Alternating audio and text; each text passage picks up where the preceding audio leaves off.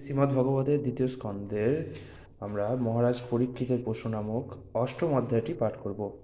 মহারাজ পরীক্ষিত সুখদেব গোস্বামীকে জিজ্ঞাসা করলেন, হে ব্রাহ্মণ, ব্রহ্মা কর্তৃক উপদিষ্ট হয়ে দেবতার ন্যায় দর্শন বিশিষ্ট শ্রী নারদমুনি কেমনভাবে এবং কাদের কাছে প্রাকৃত গুণরহিত শ্রী ভগবানের অপ্রাকৃত গুণাবলী বর্ণনা করেছিলেন? রাজা বললেন, আমি অপূর্ব শক্তিমান শ্রীহরির কথা শ্রবণ করতে ইচ্ছুক, যা সমস্ত লোকের সমস্ত জীবের পক্ষে কল্যাণকর।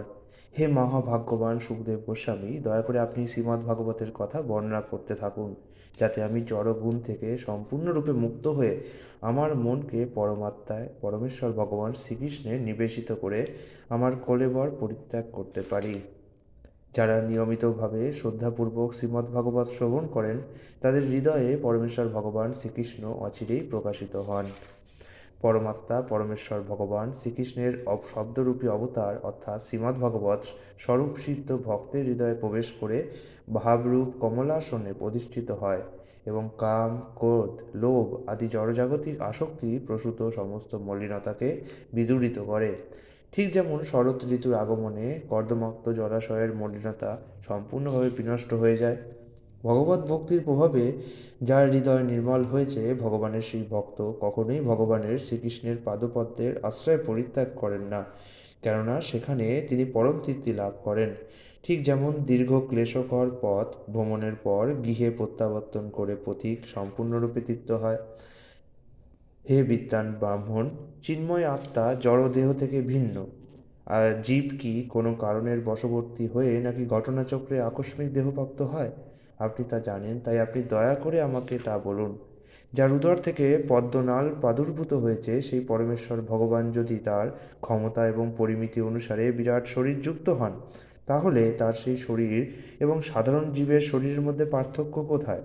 যার জন্ম কোনো জড় উৎস থেকে হয়নি, পক্ষান্তরে ভগবানের নাভি থেকে উদ্ভূত কমল থেকে হয়েছে, এবং সেই সূত্রে যিনি জন্মরহিত, সেই ব্রহ্মা জড়জগতের সমস্ত প্রাণীসমূহের স্রষ্টা। ভগবানের কৃপায় সেই ব্রহ্মা তাকে দর্শন করতে সক্ষম হয়েছিলেন। কৃপা করে আপনি সেই পরমেশ্বর ভগবানের কথা বলুন, যিনি পরমাত্মা রূপে সকলের হৃদয়ে বিরাজ করেন এবং যিনি সমস্ত শক্তির ঈশ্বর হলেও বহিরঙ্গা মায়া শক্তি যাকে স্পর্শ করতে পারে না।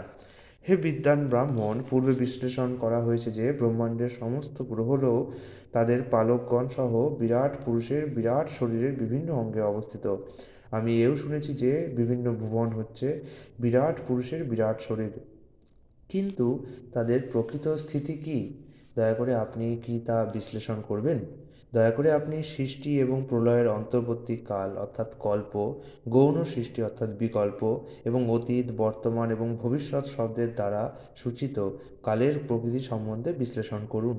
দেবতা, মানুষ ইত্যাদি নামে পরিচিত বিভিন্ন গ্রহলোকের বিভিন্ন জীবের আয়ুষ্কাল এবং পরিমিতি সম্বন্ধেও বিশ্লেষণ করুন।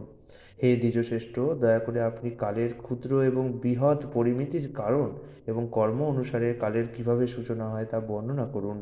কিভাবে বিভিন্ন গুণ থেকে উৎপন্ন ফলের এবং জীবের বাসনা অনুসারে জীব দেবতা থেকে অত্যন্ত নগণ্য প্রাণী পর্যন্ত উন্নীত হয় অথবা অধঃপতিত হয়, সেই সম্বন্ধেও আপনি দয়া করে বিশ্লেষণ করুন। হে দ্বিজশ্রেষ্ঠ, দয়া করে আপনি বর্ণনা করুন ভূমি, পাতাল, দিক, আকাশ, গ্রহ, নক্ষত্র, পর্বত, নদী, সমুদ্র, দ্বীপ এবং সেই সমস্ত স্থানে যে সমস্ত প্রাণীরা বাস করে তাদের উৎপত্তি কিভাবে হয়। বাহ্য থেকে অভ্যন্তর ভেদে এই ব্রহ্মাণ্ডের পরিমাণ, মহাত্মাদের চরিত্র এবং যে যে লক্ষণ স্বভাব অনুসারে বর্ণ ও আশ্রম ধর্ম নির্দিষ্ট হয়, তাও কৃপা করে বলুন। বিভিন্ন যুগ, তাদের পরিণাম, যুগধর্ম সমূহ এবং পরমেশ্বর ভগবান শ্রীহরির যুগাবতারদের অতি আশ্চর্য কার্যকলাপ আপনি কৃপা করে বর্ণনা করুন। কৃপা করে এও বলুন যে মানব সমাজের সাধারণ ধর্ম কী, ধর্ম অনুষ্ঠানের বিশেষ কর্তব্য কী, বর্ণাশ্রম ধর্ম কী, রাজর্ষিদের ধর্ম কী এবং বিপদাপন্ন মানুষদের ধর্ম কী, সৃষ্টির তত্ত্বসমূহ এবং তাদের সংখ্যা, তাদের কারণ এবং তাদের লক্ষণ, ভগবত ভক্তির পন্থা এবং অষ্টাঙ্গ যোগের বিধিও আপনি দয়া করে বর্ণনা করুন। মহান যোগীদের ঐশ্বর্য কী এবং তাদের চরম উপলব্ধি কী, সিদ্ধযোগী কীভাবে তার সূক্ষ্ম শরীর থেকে মুক্ত হন, ইতিহাস, পুরাণ আদি শাখা সমন্বিত বৈদিক শাস্ত্রসমূহের প্রকৃত জ্ঞান কী, দয়া করে আপনি বলুন জীবের উৎপত্তি কিভাবে হয়, কিভাবে তাদের পালন হয় এবং কিভাবে তাদের সংহার হয়। ভগবত ভক্তির অনুকূল এবং প্রতিকূল বিষয় কি, বৈদিক বিধি এবং বেদের অনুগামী শাস্ত্রসমূহের নির্দেশ কি, এবং ধর্ম অর্থ কাম এই ত্রিবকের সাধনের বিধি কি। দয়া করে আপনি বিশ্লেষণ করুন ভগবানের শরীরে লীনপ্রাপ্ত জীবাদির সৃষ্টি হয় কিভাবে, পাষণ্ডীদের উৎপত্তি হয় কিভাবে, এবং জীবের বন্ধন এবং মোক্ষের কারণ কি, এবং তার স্বরূপে সে কিভাবে অবস্থান করে।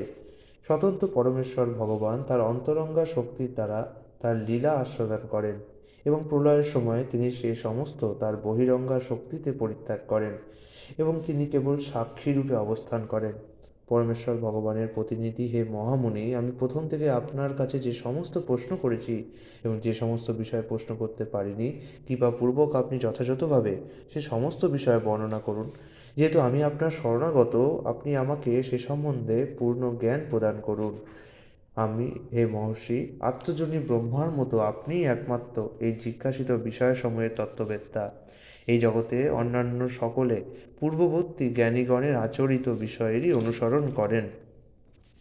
হে ব্রাহ্মণ, যেহেতু আমি আপনার বাণী সমুদ্র থেকে প্রবাহিত অচ্যুত পরমেশ্বর ভগবানের কথামৃত পান করেছি, তাই আমি অনশনজনিত কোনো ক্লান্তি অনুভব করছি না।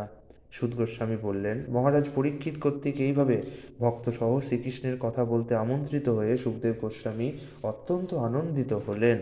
মহারাজ পরীক্ষিতের প্রশ্নের উত্তরে তিনি সৃষ্টির প্রারম্ভে সর্বপ্রথম কল্পে ভগবান যে ব্রহ্মাকে বেদগর্ভ ভাগবত পুরাণ বলেছিলেন তা বলতে আরম্ভ করলেন। মহারাজ পরীক্ষিত ছিলেন পাণ্ডু বংশের শ্রেষ্ঠ উত্তরাধিকারী এবং তাই তিনি উপযুক্ত ব্যক্তির কাছে উপযুক্ত প্রশ্ন করতে সক্ষম হয়েছিলেন। সুখদেব গোস্বামীও মহারাজ পরীক্ষিতের সেই সমস্ত প্রশ্নের উত্তর প্রদান করার জন্য নিজেকে প্রস্তুত করলেন। ইতি মহারাজ পরীক্ষিতের প্রশ্ন নামক শ্রীমদ্ভাগবতের দ্বিতীয় স্কন্ধের অষ্টম অধ্যায়ের ভক্তিবাদ বেদান্ত অনুবাদ সম্পূর্ণ হলো। আগামীকাল নবম অধ্যায়ের ভগবানের বাণীর বর্ণনার মাধ্যমে উত্তর প্রদান এই অধ্যায়টি পাঠ করা হবে। হরে কৃষ্ণ।